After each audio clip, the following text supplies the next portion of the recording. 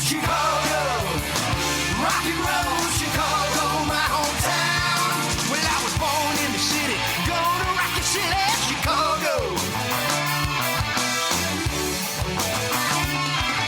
Chicago rock and rollers are the best around.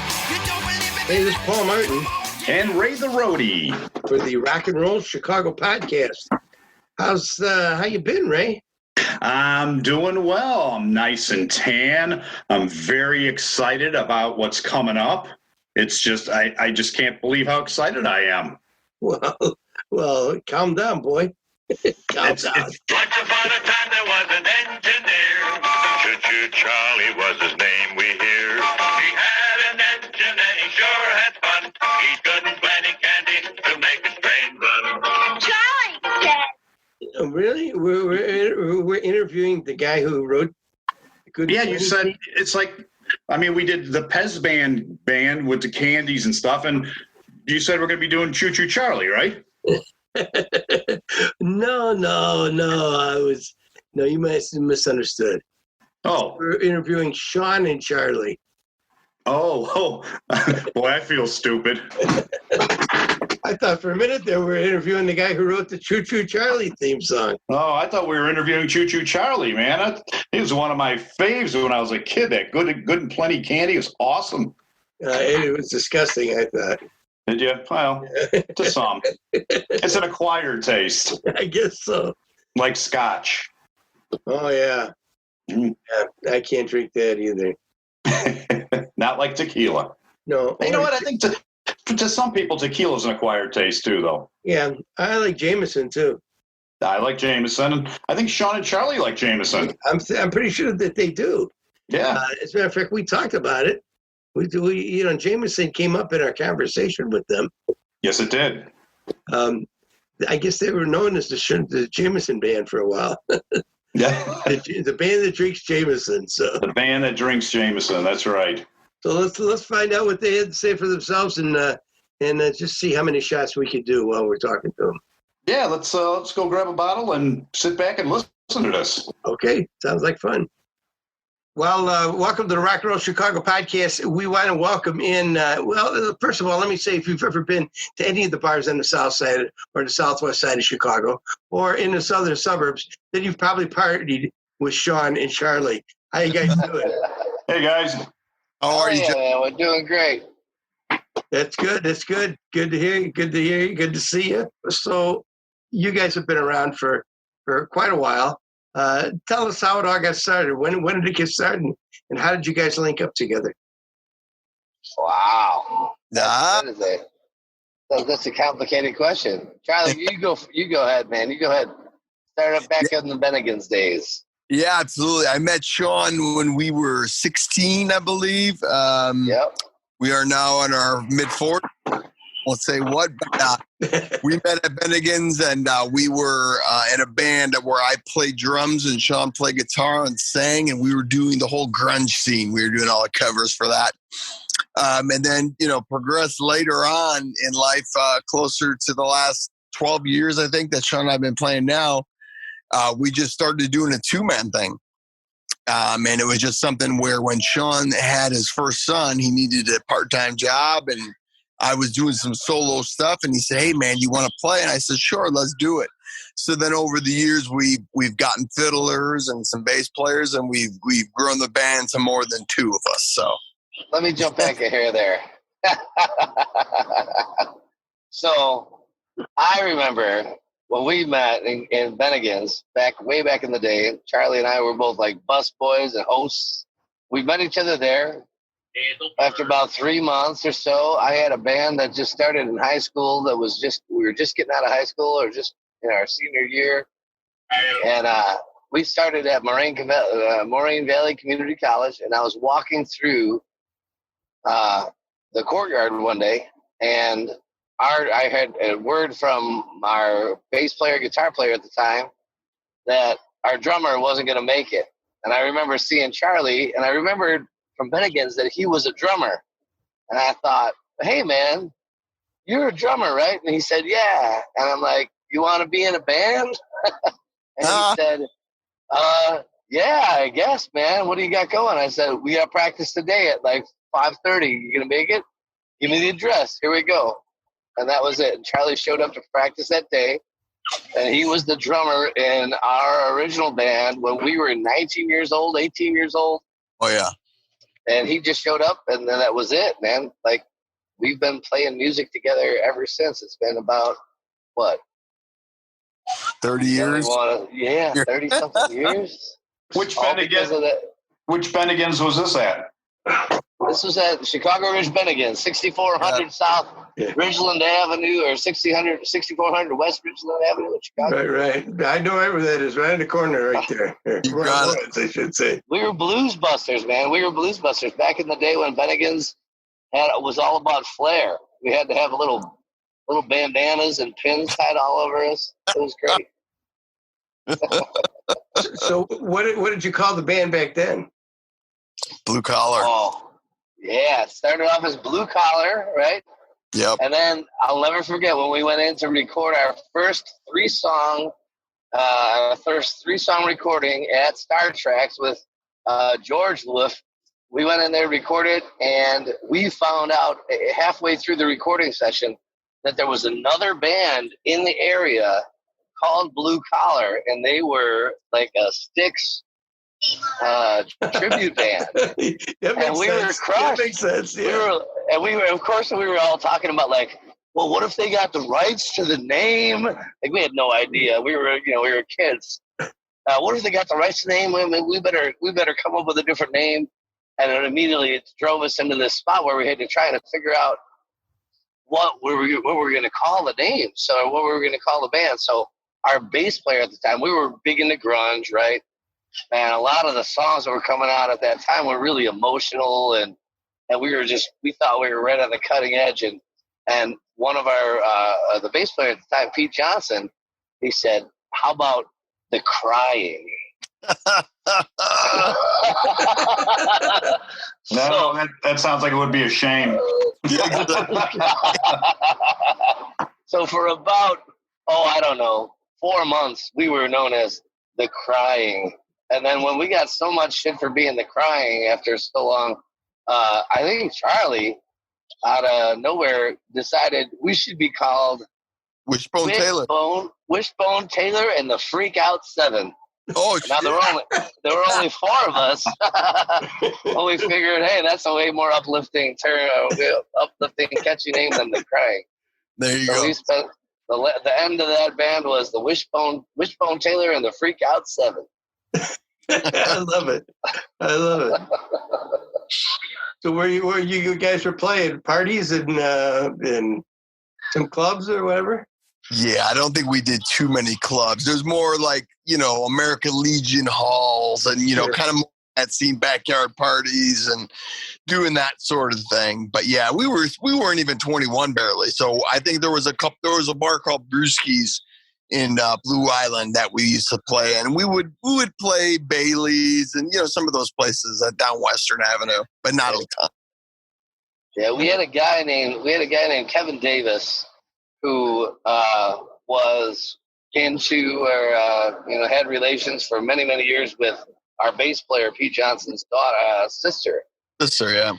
And he, out of the kindness of his heart, allowed us to rehearse in his basement. He had a house in Mount Greenwood with another one of his buddies, 2 more of his buddies, Marty and Vinny. He totally basically gave us free run of the house, and we would practice all day while they were working. And as a result, Nice. when it came down to they would have parties, they were like, yeah, we're gonna have a party, and you guys, Wishbone Taylor and the Freak Out 7 or BMC or whoever we were at the time, you guys are going to perform at the party. So we had a lot of parties that were kind of, these guys were about, 8 or 9 years older than us, but they had taken us in and allowed us to do such awesome things where we didn't have the resources to go practice anywhere, anytime we wanted. So we ended up playing all these parties for these folks that were a little bit older than us, but we were like their little brothers that had a band. It was really cool.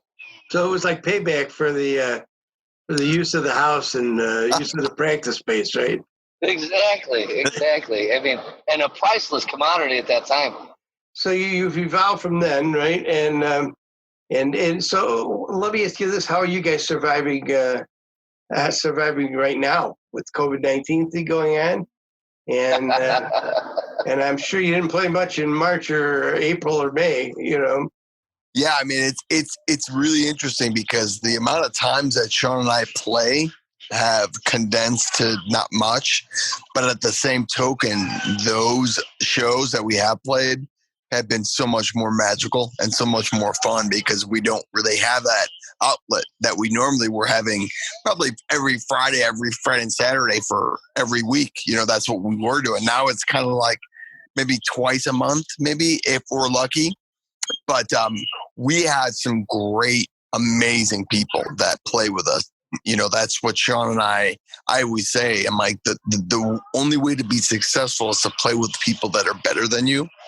And the people that play with Sean and I are way better than both of us. I mean, I don't deserve to be on standing with, you know, the fiddlers and the bass players and the people that we have playing with us. And it's just like, hey, you know, the more that we get this and what's happening right now is a lot of these people aren't playing as much as well. So we're getting more opportunities to play with more people because they're just looking for work. So it's a blessing and a curse because it's like, well, it's terrible that you're not making that money. But now we're getting opportunities to play with a lot of really cool people because they're just looking for, you know, hey, we'll give you $150 or whatever the case is. Sure. Hey, sure. And they come out and play. So it's cool. Now, who's in the band now, or how many are in the band, or do you have a rotating fraternity of guys, or how does that work? You know, that's a good question. For years, for like 7 years, the first 7 years, it was just me and Charlie. It was just Sean and Charlie. It was a two-piece band, and we played just about anywhere. And the blessing of that was we could play any place. Like we played at Beggar's Pizza, like next to the bar, you know, because we fit in that 4 foot by 4 foot area that they had to spare. And it was great. And after we did that, you know, for 6 years, and we were playing back in the day, we were playing 250 shows a year rather. We were playing every Wednesday, Thursday, Friday, Saturday, and occasionally Sunday, every week, all week. After a while, both of you just play guitar or what? Charlie was playing guitar and kick pedal and singing harmony, and I was playing tambourine and singing lead. Yeah, and it was funny that you say that because like the first 4 shows that we played, we both played guitar. Yes. And then it became very apparent that my job in the band was not just to sing, but to like go around and entertain people at their tables and run around and do stuff while we were performing. And it just was pointless to bring the guitar out anymore because I never played it. And I suppose that gets to the core point of, you know, that hits on something. Sean and Charlie, there's been a million 2-man bands, 3-man bands that play in these bars. And some of these guys and some of these acts that you see, they're amazing musicians and amazing singers and things like that. But the thing that has really made Sean and Charlie stick out over the years is the performance aspect of it. Not just the singing and the music performance, but the showmanship. And really that's what made us us. You know, I have the bless. I keep saying blessing, but I'm lucky enough to work for Shure Incorporated, right? They're the manufacturer of these great microphones and wireless systems and things like that. And throughout the years, I've been able to test and use these wireless systems. When we went wireless, I was able to walk around the room. We were getting up on the bars and performing on the bar tops for people, and they ate it up. Like we were nowhere near as good as some of these other 2 or 3-man bands that came out that were amazing musicians. But that interaction with the crowd and that showmanship it made people want to come back out and see us again because it wasn't about how great the music was. It was about how much fun they had when they were out. I agree with that 100%. I mean, I've always been a proponent of that school of thought. entertainment, it goes a long way. Agreed. Yeah, I haven't noticed, Paul. Are you still shaking and shimmying? A little bit, not as much as I used to. What do you feel has kept you guys together all these years? Being able to forget how much I can't stand Charlie every night. Right. No, honestly, like we've been through so many ups and downs. I mean, when I was talking about earlier about playing 250 shows a year, during that time, I mean, we're best friends. We'll always remain best friends. But during that time, after, the first year of doing that many shows a year, we were both working full-time jobs at the time too.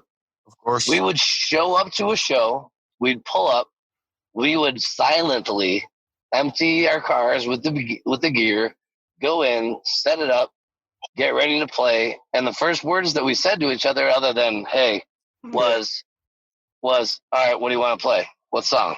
Yeah. And we immediately would go into the show. Like it's an alter ego, if you will. It's a separate personality. But no matter what craziness happened that night, or no matter if Charlie did something that pissed me off, or I did something that pissed him off, or we blew the world away with our brilliance.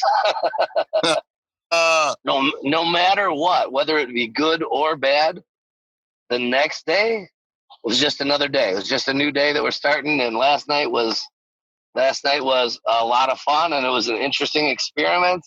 And let's see what we can do next time to make it either different or better or whatever it was. But having a short memory, I think, has blessed us throughout the years. We never take anything to heart. It's about having fun, and it's about performing. And if you get too tied up into egos, it's just going to eat you up and kill you. So you got to have a short memory. Yeah, and I was going to add, Sean, I mean, the ego thing to me, and I think anybody that has played music with other cats knows that egos is what kills bands. I mean, that's what kills relationships, but especially with bands. And that's something that Sean has never had, and I don't have. And I think that's something that works for us. I'll never forget, people asking me, like, Sean had some stuff going on. I forget what it was in his personal life. And I remember someone asking me, like, hey, what's going on? And I go, I have no idea. And they're like, what do you mean you don't know? Didn't you just work with him? I'm like, yeah, but we don't talk.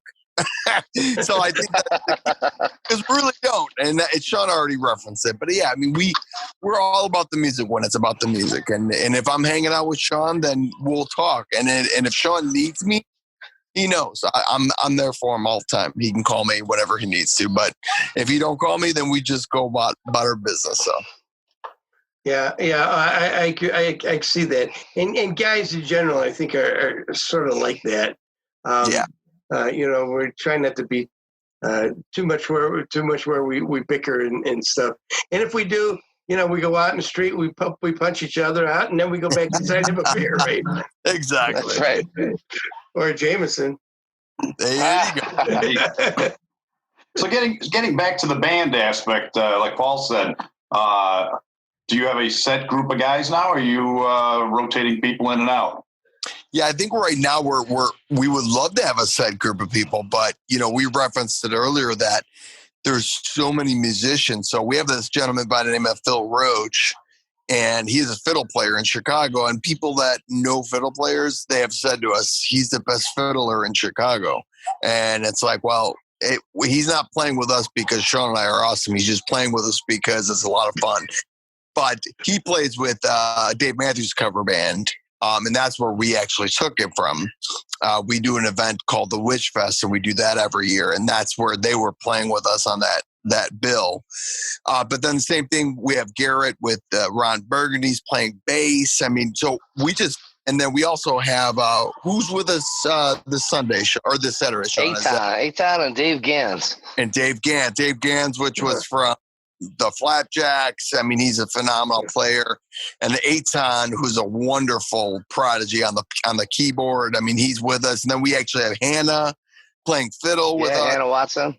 Yeah, we just had so many people that we continue to cycle through. So if we're able to keep people, we would, but it doesn't seem to go that way because everybody that plays with us plays with several different acts. So they're a jobbing musician, right? So you got right. Yeah.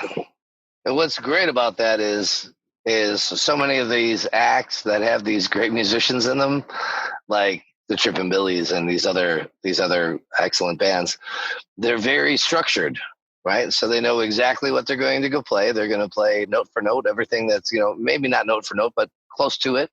They've got a particular thing that they need to be part of, and it's held together by some management system or something. And they really appreciate when they come out with Sean and Charlie, because you never know what the hell's going to happen at one of our shows, right? And we have Phil come out to play with us, and we might play Four Non Blondes, and we might play AC/DC, we might play Frank Sinatra. You never know what we're going to play.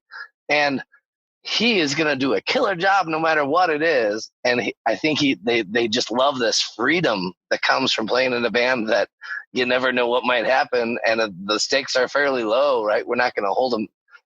He's great. We're not going to hold anything against them. So I think there's a certain amount of freedom with playing in Sean and Charlie that comes with the fact that we're out there to please the crowd, and whatever they might want on any given night is what we're going to try to give them. And they love that feeling. So it's been great for us to be able to play with some of these great musicians that otherwise would be playing with some top acts throughout the area, but it's more structured on that side, and it's a little looser, a little freer. If I leave here tomorrow, would you still remember me? 'Cause I must be traveling on now, 'cause there's too many places I got to see. We've never played with the set list ever. There's been twice, 2 or 3 times. I mean, we played maybe 3,000 shows. There was 2 or 3 times when we had a set list, and all right, my fault. It was interesting. But that's more like just piggybacking off what Sean said is, there's no set list. So we just literally go, and Sean and I know which songs we can do, and then the crowd may call a disco tune. Then nobody knows how to play, and we just go, all right, G, A, what key? And then we just figure it out on the fly. So, sorry, go ahead. So you mentioned some of the songs you might do, and it's quite a variety of stuff. But what would you consider your genre of music, or what are some of the songs that you guys do that you enjoy doing, or that have a great response? You pick 2, Charlie, and then I'll pick 2 after you. Okay, I was going to say, Sean referenced this. I heard him talking to somebody at our last gig that people refer to us as an Irish band. Sean and I are not an Irish band. However, Sean's family is from Ireland. So, I mean, the amount of songs that Sean knows that, for Irish type stuff, we could play Irish all night long. So we will play on Western Avenue and St. Patty's Day parades. And, we will do all that kind of stuff. But we're not really typically an Irish band. But I would say we do a lot of Irish music. And in that bog there was a tree, a rare tree, a rattling tree. Well, the tree and the bog down in the valley, oh, the rattling bog down in the valley, oh, the rattling bog down in the valley, From that tree there was a limb, a rare limb, a rattling limb, rattling the tree and the bog down in the valley, oh, the rattling bog down in the valley, oh, the rattling bog. So, Wild Rover, Whiskey in the Jar, Sean, those will be my 2 that I'll take. Yeah, that's a good point, Char. And it's funny because on any given night, we would play, like if we played 35 songs on a show, we might play 2 Irish songs. But then people would call us up and be like, oh, hey, we got a St. Patrick's Day show. We want you to play. You're an Irish band. And we're like, well, I mean, we're not, right? What's the pay? What's the pay? Maybe we are. But it was really funny that those couple of Irish songs that we played really stuck with people, and that's what they remembered us for. But I would say, like, for a long time when we were coming up, when we were just starting off, we would play Kiss. by Prince. And Charlie would sing this song. And when it got to that crazy high part, he would just nail this, and the whole place would fall down and go, no way, I can't believe he nailed that. So that's one. And aside from that, and the Irish tunes that Charlie was talking about, I would go with, I think the one that we've had for longer than any other has been Piano Man. Yeah, oh yeah. Yes. It's just, everybody knows every word to it, and we don't have a piano in the band other than every once in a while when Eitan plays with us. But we would sing, we play that song and bring the crowd into it as hard as we could, and everybody absolutely loves every second of it. And that's still, when we play weddings, that's the request. We want the last song of the night to be your version of Piano Man. It's crazy. He says, son, can you play me a memory? I'm not really sure how it goes, but it's sad and it's sweet, and I knew it complete when I wore a younger man's clothes. Oh.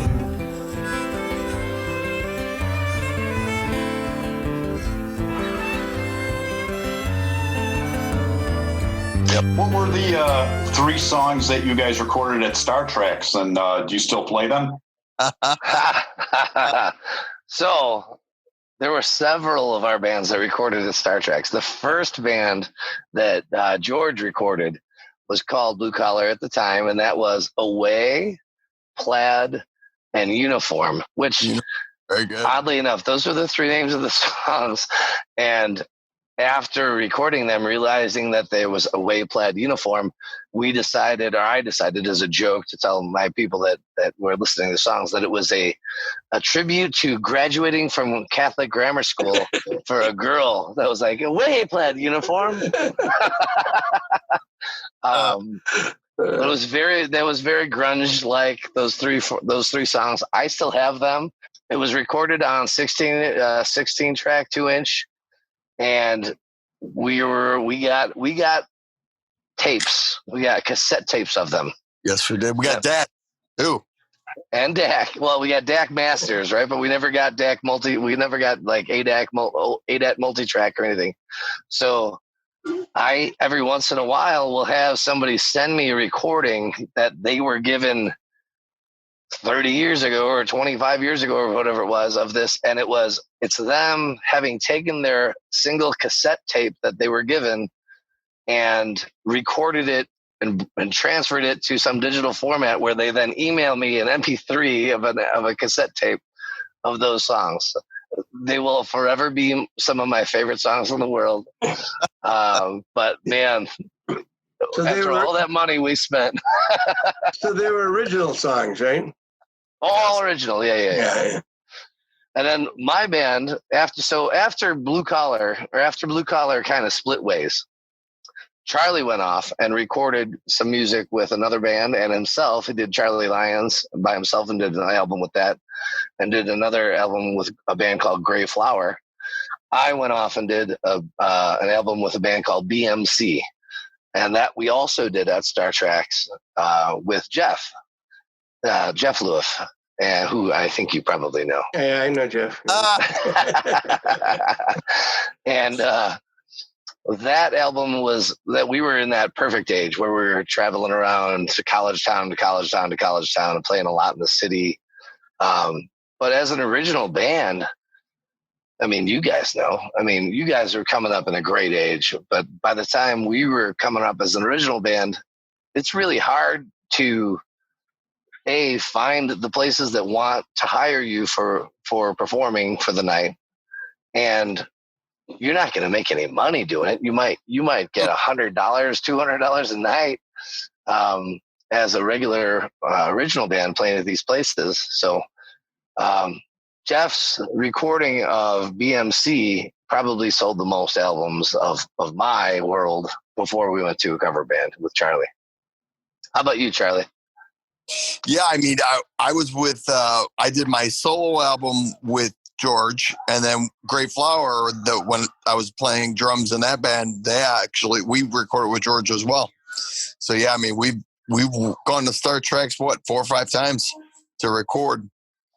And we were big fans of George. I never recorded with Jeff, but I know he was usually the studio B or the other studio. But yeah, George was always helpful to help, to kind of help us with, that's not in the right key. And the first experience I remember with that, exactly what you're talking about, is during Away, which was one of the first songs that we ever recorded there.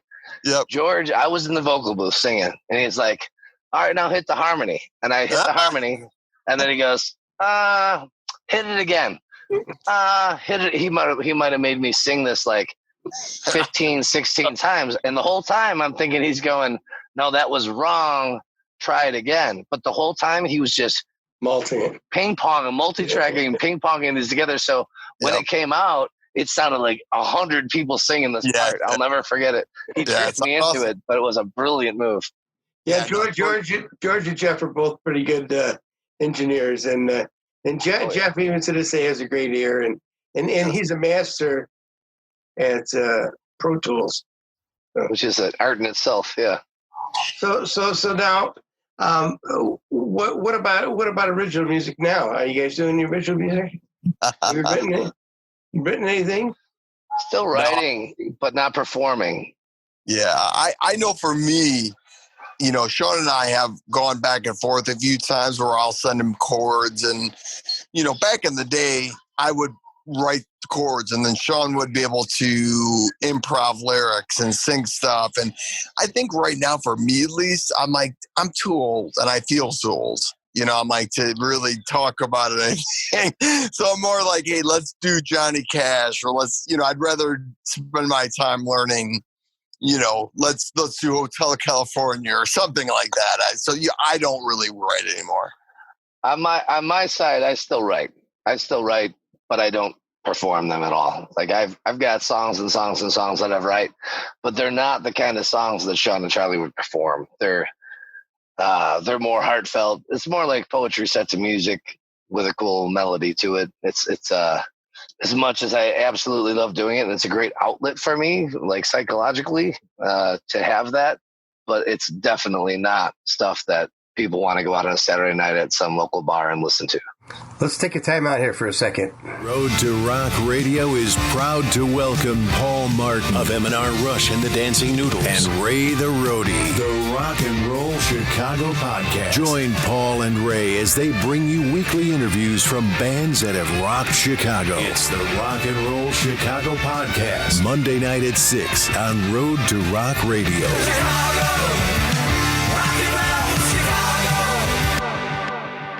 So what do we have coming up in the future? You got anything booked?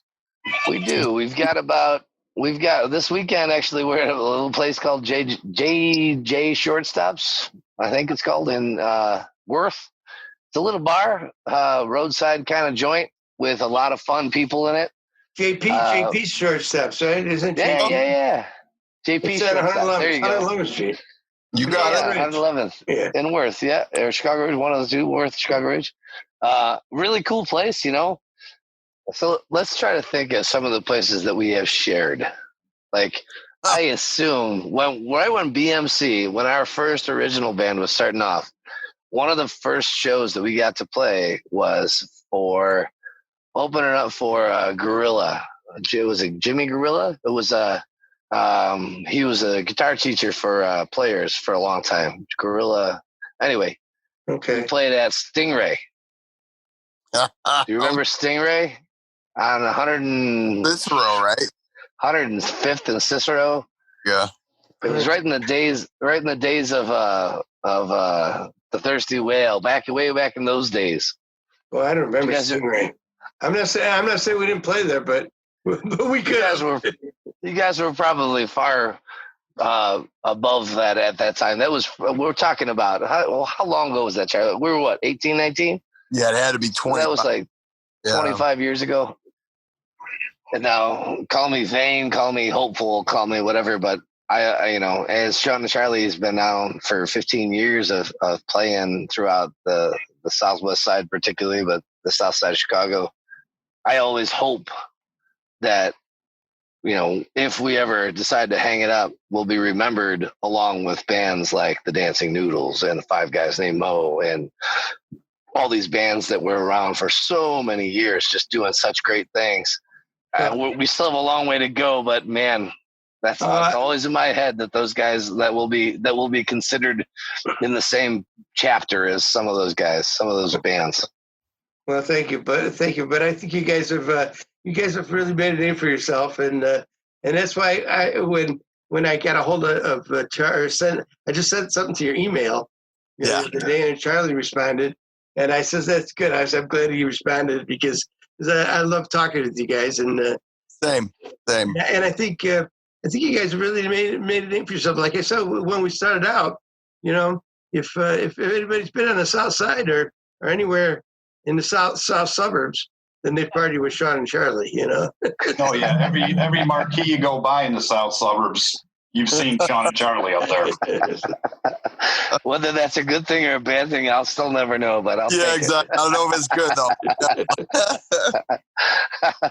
I remember driving down the street down Cicero at one point years and years ago, and I drove past 3 places within 4 blocks that all had Sean and Charlie on their marquee. And I thought, I think maybe we're too narrow of a demographic, Char.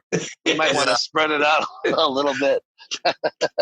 Well, I'll tell you too, which is funny because people always ask, how did you guys come up with the name? Obviously, there's obvious, but it's funny. We got real creative. No, but it's funny. The story is Sean and I played I want to say, was it, I don't even remember, but it was when we first started playing, and the guy that owned the bar said, well, I got to put it in a paper on the entertainer or something. What he had to put it in there. And I'm like, he's like, what's your band name? And we're like, we don't have a band name. And he goes, all right, well, I'm just going to call you Sean and Charlie. And that's how the name came. Because we were just like, okay, whatever. I remember saying, I think Charlie and Sean sounds better. And Charlie was like, no, man. So have you guys played anywhere else besides the southwest suburbs? Have you ventured downtown, up north, out west? Oh yeah, we had standing gigs at places like Fido in the city, and we've done so many. Well, if you don't count private parties, we've done private parties across the tri-state area, if you will. I know that's not that big of an area, but it's big when you don't have to go that far to play a show. But in the city, they ate it up and it was great. But we found that bang for the buck, if you will, was better in the suburbs than it was in the city. The city was, all right, go down there, try to find a parking spot, load your gear in up 3 flights of stairs, play for the night. And the crowd was loving, and I love the crowd. And even the management of these places was great. But what they didn't realize was we could make the same or better money every night playing at places that didn't put us through the heartache of going through all that bullshit. So yeah, we go to daughter and just pull up right by the stage door and just load our stuff. Yeah, and even when we were playing 250 nights a year, it was all within. I don't know. It was all within 20 minutes, maybe a half-hour drive. I think the furthest we really went was out to Shorewood, and that was one of my favorite stories. So I had a Wednesday night pool league that I played in for a long, long time, and my whole family, it was like a tradition. We played it. My older brothers were still on the team, and I was joining the team, and we played for years. And one night, Charlie and I played, it was right at the very beginning, out in a place in Morris called 312 or 312, however you want to pronounce it. And we played that night, and we played to the crowd. And there was a couple that came into the bar, and they walked into the bar out on, I think it was in a wedding anniversary or something, and they owned the bar, but their whole goal was they wanted to go someplace that was they could just hang out. And they walked in the bar, and he'll tell this story. He says, I walked in the bar and I saw live music, and I thought, oh crap, like I hate live music. It does nothing but sound cheesy and take away from the night. And he hung out at his table, and about halfway through the evening, he came up to us and he was like, I have a bar in Shorewood and I hate live music, but I want you guys to play there. Can you play there on a Wednesday night? And we said, well, I mean, we both have real jobs and you know, I've got a pool again Wednesday night, but I guess, okay, what? And he said, like, all right, 2 weeks from now, whatever, Wednesday night. And we said, all right, cool. So we go there and we play. That's the first time we walk into this place. It's out in Shorewood. And you walk in and it's kind of like Country Bob's Bunker, right? It's like it's not something that we would expect it at that time to do well at. And we walked in the door, and I remember like, oh shit, head down. I'm setting my gear, and I'm thinking they're not going to dig this at all. And halfway through the set, everybody's totally into it. By the end of the set, my pool team that was in the south over here in Oak Forest ended and drove out there. And my brother was on the pool team, and he came up to me and he goes, did you see the banner that he hung up behind the bar? And I was like, no, I didn't see it. And I look up there and it says, Sean and Charlie every Wednesday night. And well, he didn't clear that with us, but I guess everything's going okay. You know? Go ahead, Charlie.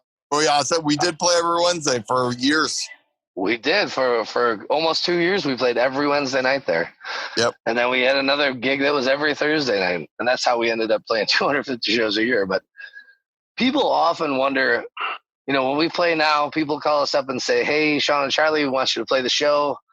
How much does it cost? And, you know, we'll tell them and they'll say, okay, cool. We'll have lots of Jameson there for you. I don't know.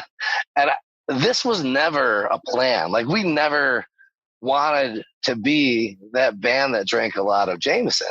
But what happened at this place, the place I'm telling you out in Shorewood every Wednesday night, is Charlie and I would get there. We'd set up our gear. All right, show starts in 10 minutes. And we would go up to the bar. And we'd have a quick shot. And we just chose random, like, I don't know, what do you want to shot? I don't know, let's have Jameson. Okay, we'll have a shot of Jameson. And then for the night, we would drink pints of Kettle and Red Bull. Right? You remember those days, Char? Oh, yeah. So we were like, it's a wonder we had so much energy by the end of the night. Fall asleep, I don't know why. But those pints of Kettle and Red Bull, they would last us like 2 hours, right? Because you're playing songs, you're going the whole time. And we would play 4-hour shows with no breaks back then because you could smoke in the bars, so there was really no need for a break. So we would just keep going. Anyway, people would come up and request a song.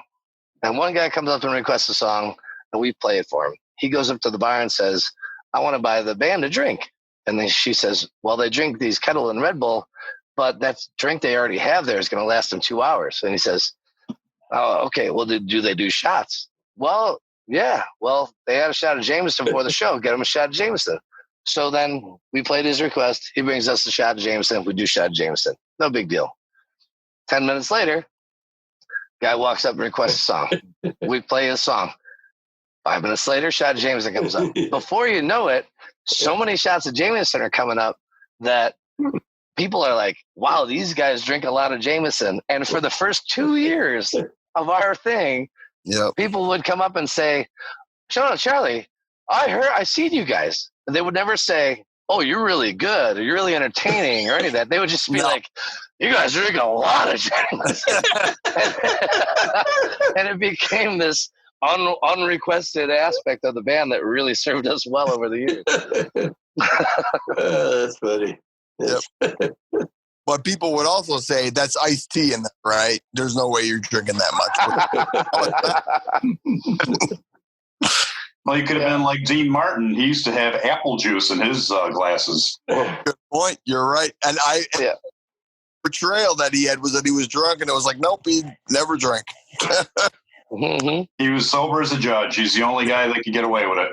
That's right. That's right. And for all my nieces and nephews coming up that saw shows, that's exactly what I told them I was doing. I was like, oh, no, that's not really whiskey. Don't ever try to do that. This is all fake.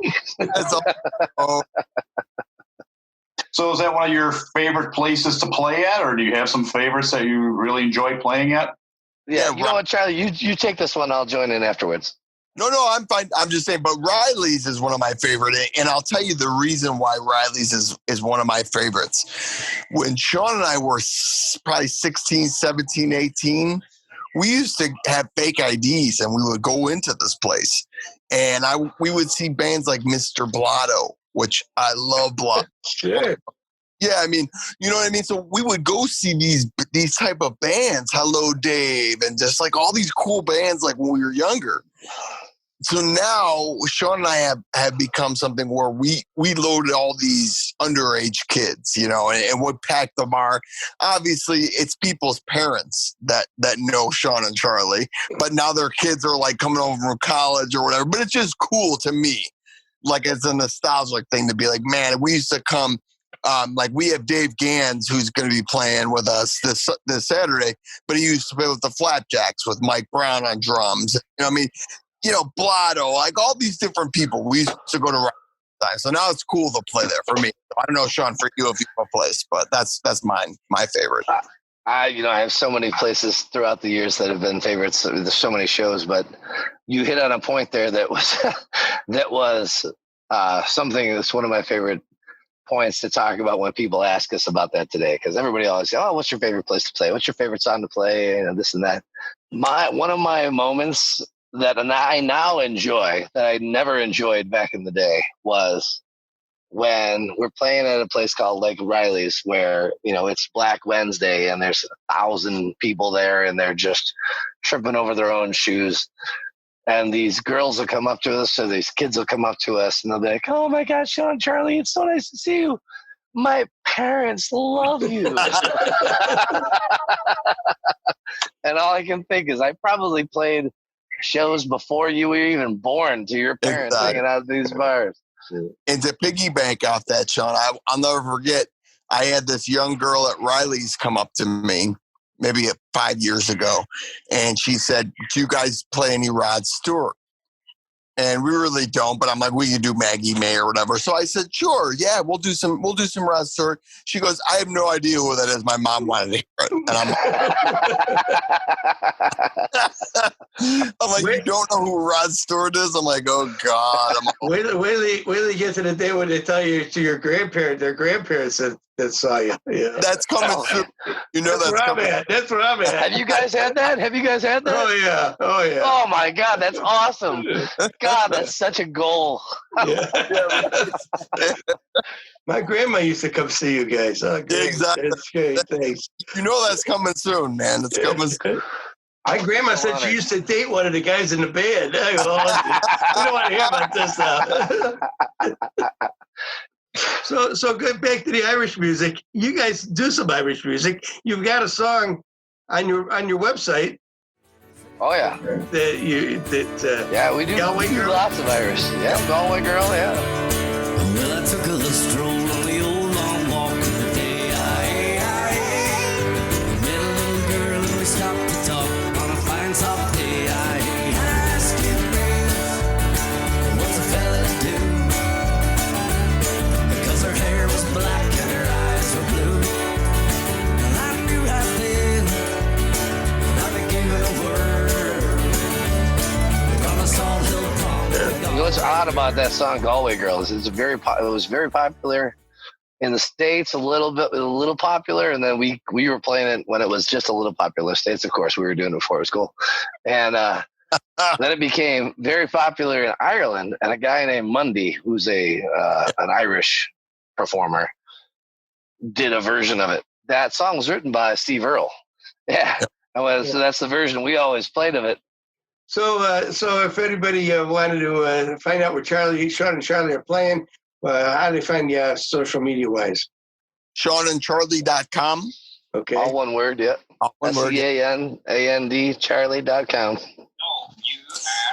Yep, and I think that's pretty much for the Facebook, Sean and Charlie, one word as well. So, yep. Yeah, those would be the two best places to find out where we're at. And we love to hang out and meet new people. So we'd love to see who's coming out and what they want to hear. Well, hopefully you get to play some more soon and doing some more shows now. But you never know what's going on with this crazy world. True. You were talking about playing Wednesday through Sunday. I says those were the good old days, you know. Exactly. Yeah. I don't know if that's happening too much anymore. So at least not for a while. So which is a shame. We'll take what we can get at this point. We'll throw the occasional recording up on Facebook or something. But coming into September and October, I think we're going to be playing at least once a month or once a week. So that gets us back to going. A lot of that is private events, weddings, and things like that. We've been doing a lot of that over the years, and then a few bars here and there. And once things start opening up, man, we'll be jumping right back on it. That's right. All righty, guys. Thanks for getting together with us tonight. This has been a lot of fun. Yeah, it was It's been a great time. Great time. And thank you for the invite, for asking us to do it. I mean, super appreciative. Thank you. Well, thanks a lot, guys. Appreciate it. It's been Great fun talking to you guys. Have a good one. We'll hopefully see you soon. Thank you so Sounds much. good, guys. Peace. We're telling you, keep those cards and letters coming in, folks. I think I had too many shots of Jameson. I'm sorry. I dozed off. I think I had a few too many. Yeah. Sure, and Bigora. It shouldn't be going, don't you know? Well, that was fun. That was a ball, man. Them guys are crazy. Yes, they are. And I failed to mention that Sean was actually driving while we were interviewing him. Yeah, the first half of the interview, he was driving home from work. Yeah, so that was kind of fun. But, some great stories, some fun times some guys have had, and you know, they're just rip roaring. They can't wait to get out again and keep doing it. Yeah. As a matter of fact, they're playing. They've got some shows coming up. A couple of shows. Just about a show a week coming up. So hopefully they get to all those shows in, and get to play them. And I tell you, if you haven't been out to see Sean and Charlie, you're missing a lot of fun. Now it's not just Sean and Charlie. They have a whole band, but they call them Sean and Charlie, and they are a lot of fun and very entertaining. So be sure and get out and see them sometime soon. Most, especially if you like table dancing and bar dancing, they will perform for you. And who doesn't? Exactly. So exactly. I mean, a place I used to go to, the owner used to tell the people, if it's round, stay on the ground. If it's square, get your ass in the air. And people jump on the tables, and they'd be dancing away on the square tables, man. Nice. That's nice. Yeah. Well, it's good to be back and talking to people. And good to be talking to you. Yeah, we hopefully we'll get some. We've got some other things lined up here coming up real soon. So sorry we missed a couple of weeks there. Yeah, and then we had a DeRay show come through. I had no power for 4 days. All right. Well, thanks for listening, everybody. We'll talk to you soon. See you next week, hopefully. No more DeRay shows. No. Thanks for listening. Thank you. Rock and Roll Chicago Podcast does not own the rights to any of the music that's played on this podcast. The music is used to promote the band or musicians that are interviewed. Rock and roll Chicago, rock and roll Chicago, my hometown. Well, I was born in the city, go to Rocket City, Chicago. Chicago rock and rollers are the best around. You don't believe it?